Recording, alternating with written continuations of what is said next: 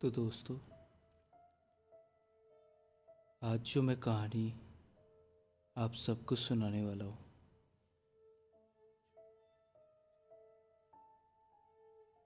ये कहानी नितिन की है। और ये कहानी मुझे जन्माष्टमी से 2 दिन पहले मिली थी। तो आगे की कहानी हम नितिन के पर्सपेक्टिव से सुनेंगे। मगर हाँ गाइस, उससे पहले अगर आपने मेरे चैनल को सब्सक्राइब नहीं किया तो प्लीज़ हमारे चैनल को सब्सक्राइब कर लीजिए और नोटिफिकेशन बेल ऑन कर दीजिए, ताकि जब भी हम कोई नई वीडियो अपलोड करें then you will be the first one to get notified. और हम हर हफ्ते 4 स्टोरीज अपलोड करते हैं, तो अच्छा होगा कि आप नोटिफिकेशन बेल प्रेस कर दें। तो चलिए कहानी शुरू करते हैं। मेरा नाम नितिन है और मैं जो आपको कहानी सुनाने जा रहा हूँ, ये कहानी आज से कुछ 10 साल पहले की है। उस समय मेरे गांव में ठंड का मौसम था और हम सब इस समय में घर से बाहर निकलने के बिल्कुल खिलाफ रहते थे। उन दिनों हमारे यहाँ पे बिजली की काफ़ी किल्लत हो रही थी। तो अचानक से एक दिन हमारे गली का ट्रांसफार्मर फूक गया और हमारे गांव में एक बार ट्रांसफार्मर फूक जाए तो करीबन 10 से 20 दिनों तक हमें बिना बिजली के ही रहना पड़ता था। तो उन दिनों मैं अपने छत पे खेल रहा था। मेरे फैमिली के बाकी मेंबर भी छत पर ही बैठे थे, मगर वो मुझसे काफ़ी दूर थे, मगर मैं उनसे बात नहीं कर रहा था।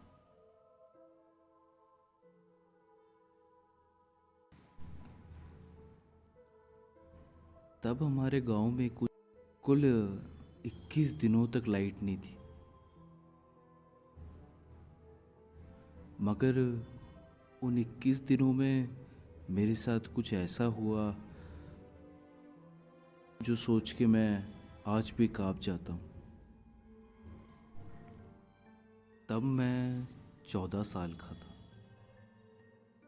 और तब ठंड का मौसम था। ट्रांसफार्मर फूक जाने के कुल 2 या 3 दिन बाद मैं अपनी छत पे खेल रहा था। हमारा छत हमारे पड़ोसी की छत से जाकर मिलता है। उस वजह से हमारा छत बाकी छतों से काफ़ी बड़ा दिखता था।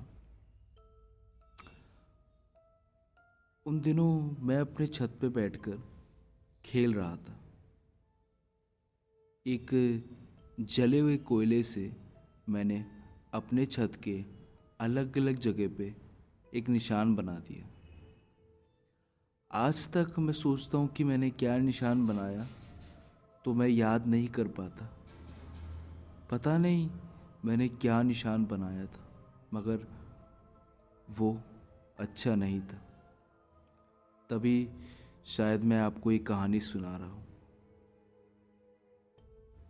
मगर अगर मुझे पता होता कि वो निशान क्या था तो मैं आप सबको बताता, ताकि आप भी मेरी तरह वो गलती नहीं करते।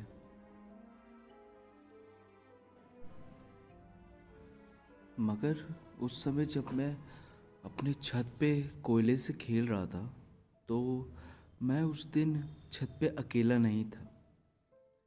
मेरे घर के बाकी लोग, जैसे मम्मी, पापा और मेरा छोटा भाई, वो भी छत पे ही था। और मेरे मम्मी पापा और मेरे छोटे भाई, वो तीनों हमारे छत के कोने पे बैठकर बातचीत कर रहे थे। मगर मैं उनके साथ नहीं था। लेकिन मैं उनसे अलग खेल रहा था। तो खेलते खेलते मैंने एक कोयले से छत पर जगह जगह बहुत सारे निशान बना दिए। फिर उसी दिन रात में गांव में लाइट तो थी नहीं, तो मेरे कमरे में एक लैंप जल रहा था। और फिर अचानक से रात को मेरी नींद खुली और मैं अपनी आंखें मलने लगा। और आंखें मलते हुए मुझे दूर मेरे कमरे के कोने में लैंप था। उस लैंप की रोशनी में एक इंसान कुर्सी पर बैठा हुआ था और कुछ लिख रहा था। मैंने उसको गौर से देखा और बस देख ही रहा था कि बस मैंने देखा कि वो मुझे देख रहा था। और देखते ही देखते वो जोरों से हंसने लगा। उसकी हंसी इतनी डरावनी थी कि कि जो भी सुने उसका हार्ट फेल हो जाए। मैंने वो सुनते ही अपनी चादर में घुस गया और साईं बाबा का नाम लेने लगा। साईं बाबा, साईं बाबा, साईं बाबा, मेरी मदद कीजिए। साईं बाबा, साईं बाबा, साईं बाबा, साईं बाबा, साईं बाबा, जय साईं बाबा की, जय साईं बाबा की। और कहते कहते उसकी हंसी बढ़ती गई। वो रुक नहीं रही थी, वो थम भी नहीं रही थी, वो बढ़ती जा रही थी। मैं उसकी आवाज़ें सुनने लगा और उसकी आवाज़ें धीरे धीरे बहुत मेरी करीब आने लगी। मैंने आँख बंद करते हुए और तेजी से राम उन साईं बाबा का नाम जपने लगा और देखते ही देखते मैं सो गया। और फिर अगली सुबह जैसे ही मेरी नींद खुली तो सब कुछ नॉर्मल था। मुझे समझ नहीं आ रहा था कि क्या ये मेरा सपना था या फिर वो सही में मेरे साथ हुआ था। और लैम्प भी अपनी जगह रखा हुआ था। उस रात को एक बुरा सपना समझते हुए मैंने सब कुछ को भुला दिया। और फिर अगली रात वापस करीबन रात के 9:30 बजे मैं अपने रूम में सोने के लिए गया। लेटे लेटे कब मेरी आंख लग गई मुझे पता ही नहीं चला। देर रात को अचानक से मेरी नींद खुली। मेरी नींद खुली तो मुझे बहुत तेज प्यास लगी। तो जब मैं पानी पीने के लिए गया तो जब मैं पानी पी के वापस आया तो मुझे अजीब सी आवाज़ें आने लगी। मगर फिर मैं बिस्तर पे आके अपने लेट गया। और उससे पहले मैं अगर आपको बता दूं तो जिस बिस्तर पे मैं लेटा था वो मेरा आंगन था और मेरा आंगन बहुत बड़ा था। लेटे हुए मैंने देखा कि मेरे आंगन में दूर कुछ हाथियों के कंकाल नाच रहे थे।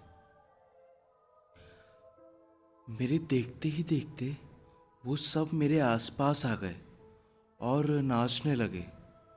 मैं इतना डर गया कि मैं जोर से भागा और भागते ही अपने घर के बिस्तर में जाके रजाई ओढ़ ली और साईं बाबा का नाम लेने लगा। साईं बाबा, साईं बाबा, साईं बाबा, साईं बाबा, साईं बाबा, रक्षा करो, रक्षा करो। और देखते ही देखते मैं सो गया। और अगली सुबह जैसे ही मैं उठा मैं दौड़ते दौड़ते अपने छत पे गया। और छत पे मैंने देखा कि जो मेरे बनाए हुए कोयले से निशान थे,